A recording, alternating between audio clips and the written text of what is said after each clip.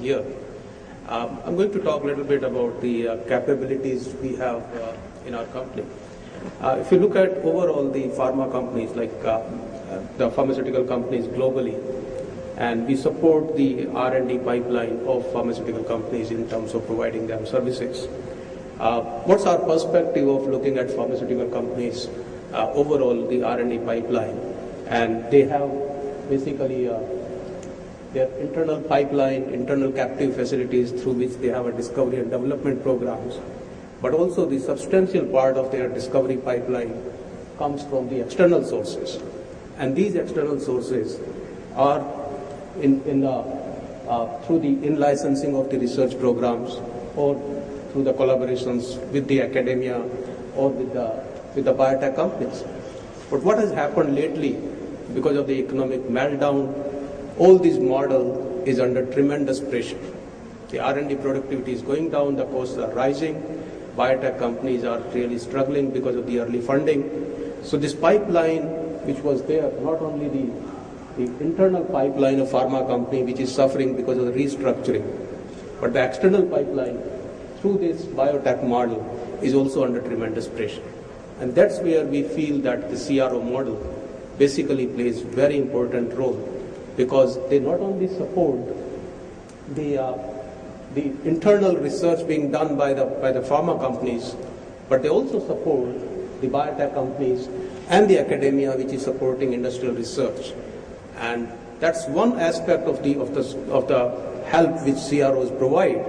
But we feel that CROs, particularly in this part of world, that's in Asia, they provide really an access to the talent pool which we have, which is available in India and China and other geographies of this part of the world, and which was unfortunately so far was playing very minimal role in terms of innovative research, and that has opened an extra avenue for supporting this. So that's what I feel that CROs are playing very important role in CROs based out of India and China. Now coming back to specifically to our company GVK Bio. So we are almost a 10-year-old company. We are not very, very old. But during this 10 year, we have grown tremendously. We have grown from 0 employee in 2001 to almost 2,000 people in our company in 2011, beginning of 2011. And this growth has come through a particular strategy, that is to provide the long-term support, integrated support to the pharma companies. And we added one after another business units to enrich this integrated support. So we started our company in 2001 as a bioinformatics company. Soon we went into medicinal chemistry, provided support in medicinal chemistry. We added clinical pharmacology, bioavailability, bioequivalence studies in 2003. And then gradually we went adding process chemistry, custom synthesis in 2005. 2006 was another expansion year where we really added the biology and clinical research capabilities.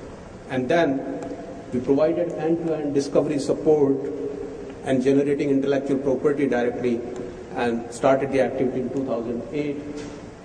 And 2010 was the year when whatever the gaps were there in our capabilities, we formed several alliances and the expansion of the discovery activities. So that's how we have grown. The company is supported by the professional, basically Mr. Barat, who was the ex-CEO of Ranbaxy, is the chairman of the board of GVK Bio, and GVK Group is at the back of the entire growth story of GVK Bio. Now, how do we look at the discovery space? So discovery space and development space, you can, our perspective is you can divide it into 4 different platforms. You can basically have the lab chemistry platform, where the chemistry activities start right from the laboratory discovery chemistry, and it goes up to the process and R&D scale-up activities, goes up to custom synthesis, and then API manufacturing. So that's the entire spectrum, right from discovery to marketing of the chemistry-based requirement for the R&D.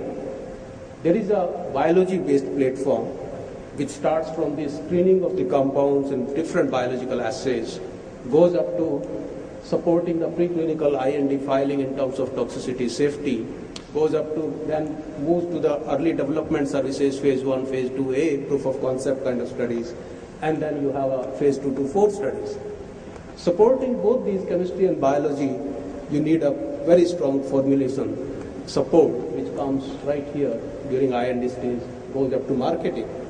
And then supporting the entire gamut of activities, you need a very strong informatics or in silico platform in terms of evaluating your data, in terms of computational support, in terms of PKT/PD modeling, and all these activities. That's how we see the whole world of the discovery and development activities. And where are we today? In terms of GVK Bio, whatever you see in the blue,